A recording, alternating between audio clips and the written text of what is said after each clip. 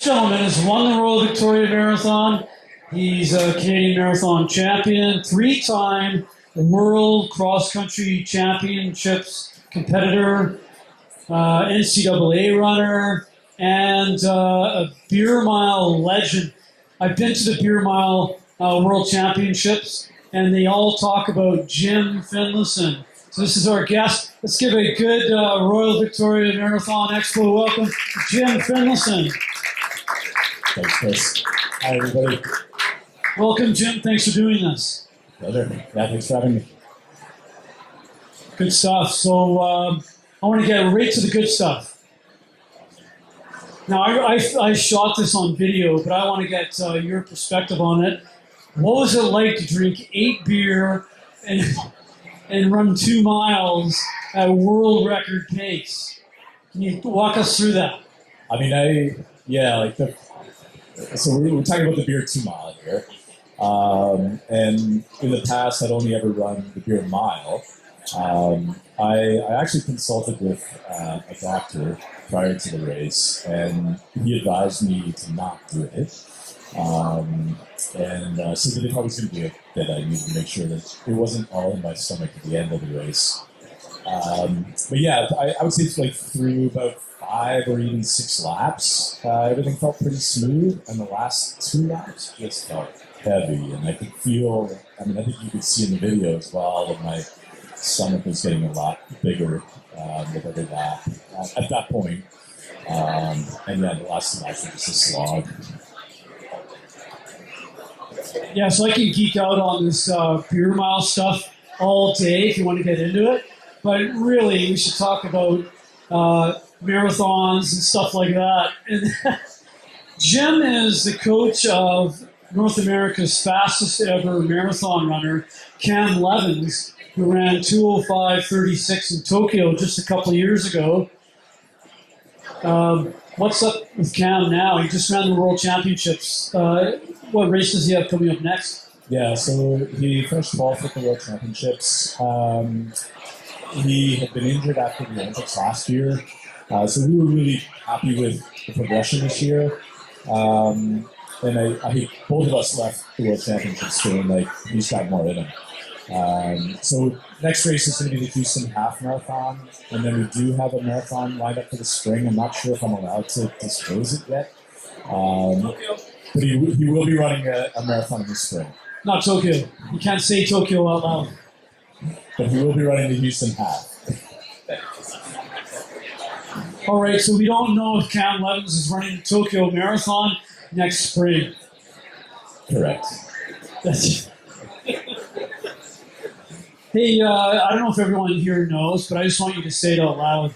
What kind of volume of training does Cam Levins do at his heaviest time in training? I mean, during his big weeks, he'll hit 3 or 4 days a week where he'll run 90 minutes in the morning, and then a 70-minute run in the afternoon, and a 60-minute run in the evening. So he's hitting 3 runs a day on his bigger days. And then the non-big days, he's still running twice a day, so we'll often do a morning workout and then an evening workout that might sum to anywhere from like 30 to 40 kilometers between the 2 runs, and then plus a long run, which often will be in the 35 to 40 kilometer range. The weekly number is? We look at it mostly as minutes. So I actually don't have a 160 miles. But Chris has probably done the research or the math on it. Yeah, that sounds about right. But that works. I mean, Rory Linkletter's now doing some heavy mileage, and he's looking at the North American record tomorrow in Chicago. What do you think about Chicago tomorrow? What's going to happen between him and Connor Mance, the American, and of course John Corr looking to go sub 2:01? Yeah, I mean, I'm excited for it. I think it's going to be a pretty electric race. The weather looks really good for it.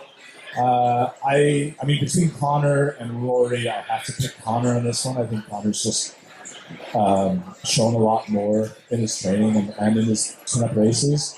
But yeah, Rory's very fit. Like, he's targeting Cam's Canadian record. He has run 2:07 at Boston, and so he's certainly capable of running something faster than that. My guess is that he's going to be 206 low. I don't know that he's quite 205 yet, but he is looking really good training. Connor, I have to think will break the American record, and then the race for the top spot between Career and maybe Caprimo is going to be Ugandan. Yeah, it's going to be hard to. Yeah, it's going to be hard to not watch. Couple of blow-ups there tomorrow. Yeah. But yeah, we could certainly see a couple of people under 202 tomorrow in Chicago. By the way, in case you don't know, Roy Linkletter is Canadian. I'm cheering for him. And then he's essentially racing Connor Matz, American. They're both trying to get his athletes the North American record, which is 205.36 tomorrow. You just heard Jim say, probably not going to get it. Well, I think Connor could. I don't know about Rory. I don't know that Rory's quite in that fitness, but he's getting very close. And he's certainly showing some good signs in workouts that he, on the right day, he could. I think he's going to be a little bit shy of it, but it's not out of the realm of possibilities. All right, well, we'll watch for that. We'll watch for the news of that because we'll be too busy down here at the Royal Victoria Marathon. I'll be streaming it. Yeah. Oh, I bet.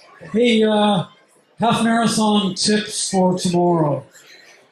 Yeah, I mean, I think we could look at this a couple of ways. One is the race itself, and for me, I've always found it to be, especially on this course, which has a lot of rollers, breaking it down by 5K. So the last time I raced it 2 years ago, I just had my watch do I did manual splits every 5K.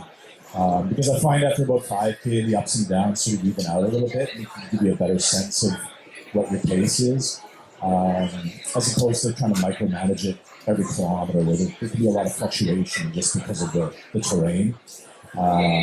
So yeah, every 5K. I think between now and then, everybody deals with race nerves.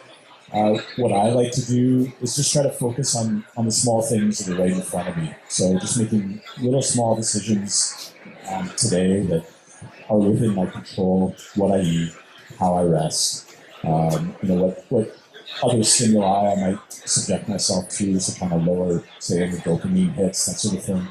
And just try to, make good little decisions right now. We have one marathoner in the crowd. So is this your first, sir? Oh, it is. Have you been training? You're not one of those guys who is a subculture of, hey, let's do a marathon, but we can't train. You're not that guy. All right. Any marathon tips for a first timer on this rolling RVM course? Yeah, so I mean, similar to the half, I would say, not trying to micromanage the kilometers, really trying to go by effort, and looking at maybe your 5K splits. I usually break a marathon down into the first 32K being about half your effort, and the last 10K being about the other half. Trying to hit that 32 kilometer mark, feeling like you have some running left in you. I think the fueling is a big thing. So just making sure you're getting in your fueling consistently throughout the race, and the hydration as well. And if you get to a point where you feel like you're not able to take on more fueling, it can still be valuable to put some carbohydrate in your mouth, swish it around, and spit it out, because the body does have a positive response to that. Yeah, there's some testing on that, isn't there? That Trent Stellingworth, a local exercise physiologist, one of the best in the world, did with a carbohydrate wash, and the athletes didn't drink it, and the brain said, sugar! And the performance went up for a while. Right? Yeah, exactly. Yeah, that's exactly it. Yeah, so the body responds as though you've ingested it, even though you haven't. I can go back to being keto again. Just spit out the carbs. We're not dispensing advice like that today here. Okay, 8K advice. You got a up out and a down back. Yeah, I mean, I actually don't know what the 8K course is. Is it just It's out back, and it's. Okay. I think it's out back. It turned out. We turned out back a while back. I might be wrong. Okay. It is okay. Rick over there who's running it. Yeah. I mean, for an 8K, for a 10K, for that sort of distance, I always try to hit halfway feeling as though I can pick it up over the second half. I try to run a negative split for those events, and I find that if you study elite performances, they do generally tend to run a negative split, second half faster. And I think that it's valuable to go in with the intention of doing that. It doesn't have to be a big negative split, but just trying to reach halfway, feeling like you've got a lot of running left in you. Yeah, and I guess if you do, there's a nice downhill turnaround, and then it's flat at the finish.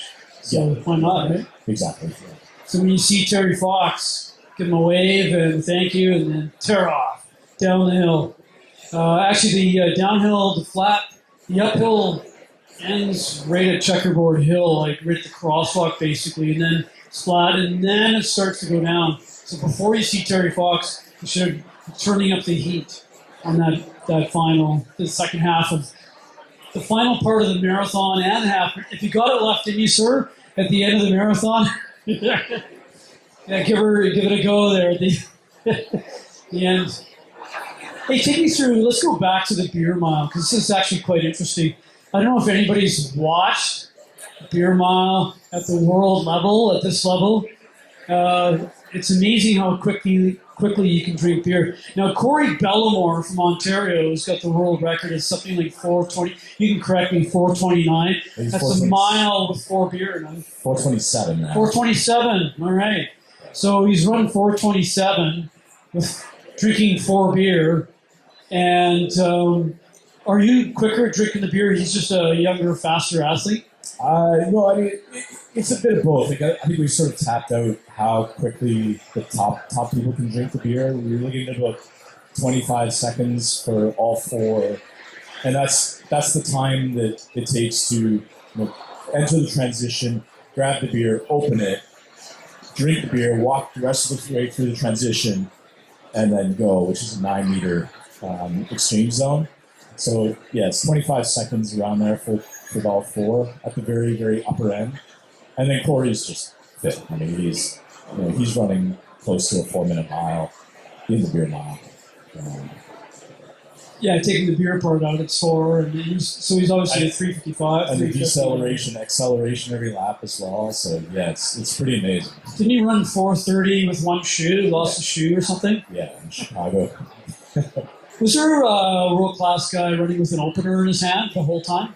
Yeah, Corey does. Corey, okay. Yeah. So Corey Bellamore runs with an opener in one hand, no shoe, and runs the 4:30, drinking 4 beer along the way. That's amazing. Yeah, and he's like, I know, before, I guess in early days when I started doing this, I think there was a lot of public perception that it was, a little bit of a rough and tumble event. But I mean, Corey makes it look pretty elegant. Like he looks really smooth when he does it. There's none of the sort of stumbling out of bar type, look that you'd expect from an event like that. It's all, at this level I find pretty classy, to be honest. And it's a good group of people too that I've come across that are involved. That's amazing. You can keep it down because I know I recorded was doing photography for one beer mile, and this gentleman who's elite, I can't say his name because he became a lawyer. You might know who he is. And he did this wonderful Technicolor yawn, and I caught it like coming out like this. Poor guy, and he was public, and then he says, "Hey, can you take that down? I'm going to be a lawyer next week." So I don't know how. He's a fast runner, that guy. So yeah. Yeah. Hey, take us through your own experience with the World Cross Country Championships. You ran it when it was really like an all-star. And I don't mean all-star like don't take it seriously. I mean everybody showed up from 800 meters to the marathon at these World Cross Country Championships. It's serious racing. Can you take me through your, your favorite maybe? My favorite. So the World Cross Country Championships. Yeah, so I've been to 3 of them. I went to, the very first one that I went to was in Marrakesh in Morocco. And then a couple years after that, went to Belgium and then Ireland were the 3. One of the years that I ran it in Ireland, the guy who won the race, the crowd was actually cheering for him as he was coming up to the finish, as I was coming up to one lap to go, which is a 2K loop. His name is Bekele, and like phenomenal to be in a race that he was in as well. He at the time, well, not at the time, but he subsequently held the world record in the 10K and the 5K on the track, 5,000, 10,000. Nearly had the marathon world record a couple of times. Yeah. So yeah, just to, and I think that's one of the. I think that's one of the magical aspects of running in general, is that we're all on the same starting line and we're all running the same courses. And so, there's not really any other avenue where you get to line up with the best of the best. And so it's pretty amazing and equalizing to be able to do that. But yeah, I would say probably one of the most memorable ones for me would have been the Moroccan one. It was the first one for me, and it was a hot day. The races are always in March, so if it's in Europe, generally it tends to be a little bit, well, like what you see here. It was not that way in Africa. It's just like a really hard, sandy, sort of rutted course. And I think a lot of, I had a few also local teammates there at Grand Cox Edge. Patty McCluskey is the physician you'll see at the finish area. He's the head of the whole medical team. It's quite an operation. So Patty went with you. And Graham Cox Edge, who you mentioned as well. Yeah. And I think just, we were, it was very eye-opening to see how incredible some of these other athletes were that we'd never raced before. And to be on the start line with them and to feel like, we were running pretty decent races, but, we're like actually a mile behind. So the guy he's talking about, Bekele from Ethiopia, you mentioned this, but he had the 5,000 meter and 10,000 meter world records for like 16 years. He ran a 2:01:41 marathon in not the perfect weather. Like the year before, Eliud Kipchoge had run in perfect weather, 2:01:39 to set the world record. He ran 2 seconds slower. The weather wasn't as nice, and his splits weren't that great compared to Kipchoge's. So what an athlete Bekele was. Yeah. So you got to race in the same races. Really, that's really cool. Yeah, and I'd like to add, Bekele, one thing about him, and I think his 2:01:41 marathon really illustrated this, was he's a guy who's very good at listening to his body. So there are a lot of times in that race, and this has happened in many of his marathons, where he might actually let the leaders go for a while because they're running at a pace that he feels is just too fast for what he's ready for at the time. And so he'll listen to his body, he'll back off a little bit, and then he'll come on stronger later on in the race. And so you'll see him do a lot of yo-yoing in his race with the leaders. And I think it's a good lesson for all of us, that I think we can get a little stubborn sometimes with what we want our paces to be. And so we just make sure we try to hit those paces at each of the splits. But if you can tune into what your body is telling you, I think you're probably going to run your best races doing that. Now it's time for question period. Any questions out there from the audience? Yes, sir.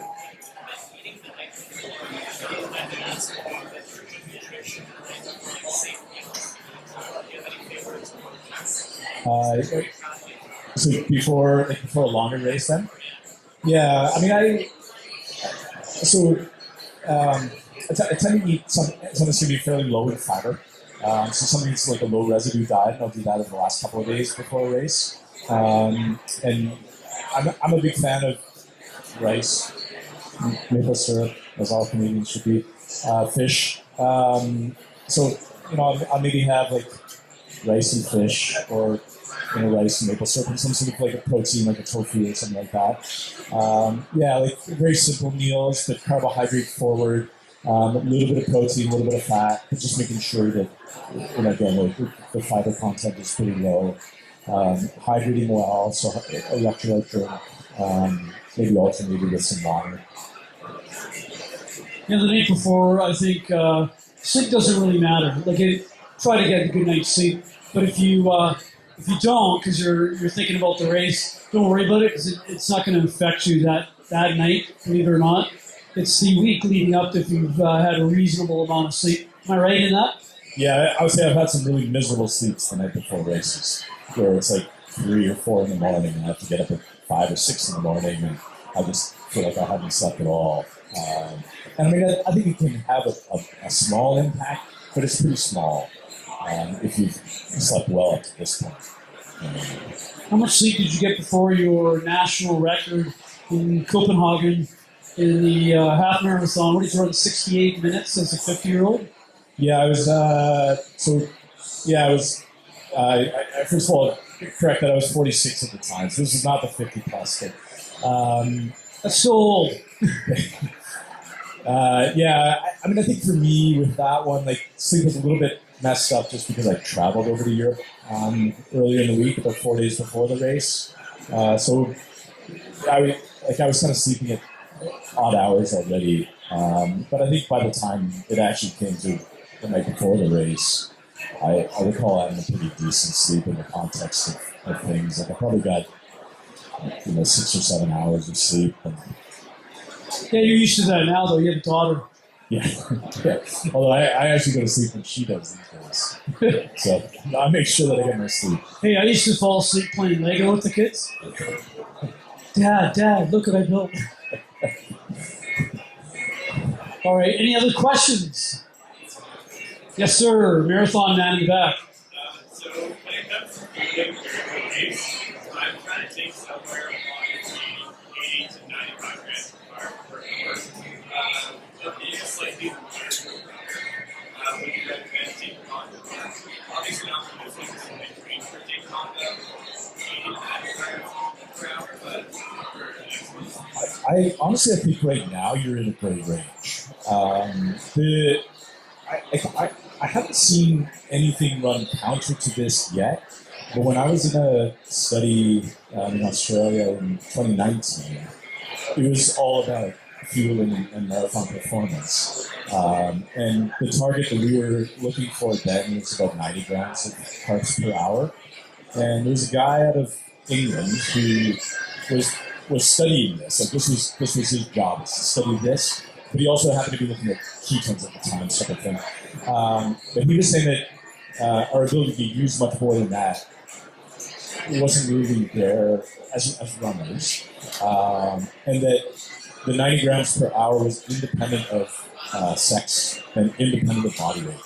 So he said, no matter what you weigh, that's what you should be targeting, 90.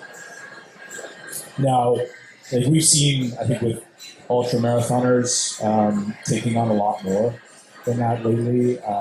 Certainly with cyclists as well, and so like there may be room, and I don't know, if this is just going to be related to the products. Morton certainly has had a really good delivery system.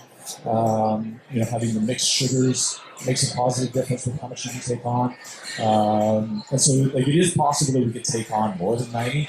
But I would say I wouldn't worry about your weight with this. But I think the 90 would be a good target right now. And then, to go beyond that would be something to experiment with in training. And that's independent of sex. Oh, you meant gender. Sorry. Never mind. Hey, if you're listening,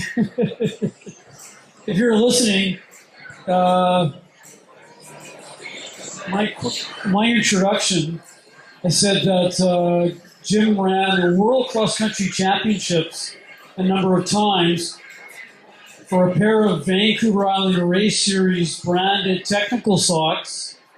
How many times did he run the World Cross Country Championships? Yes. 3? Yes. Round of applause. Pair of socks.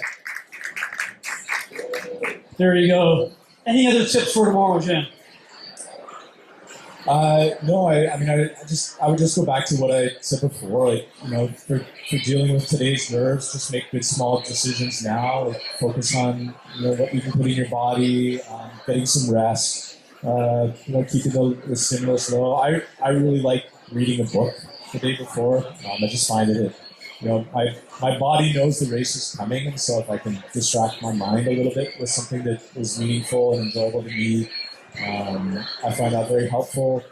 And then, it's also normal to be nervous and excited, and that's a good thing, and I think that it helps us get the most out of ourselves on the race. So it's a matter of Well, on that note, thank you, Jim, for taking the time to answer some questions and tell us some stories about beer miling and World Cross Country Championships from the Marathon Society. Thank you for doing this. Thank you.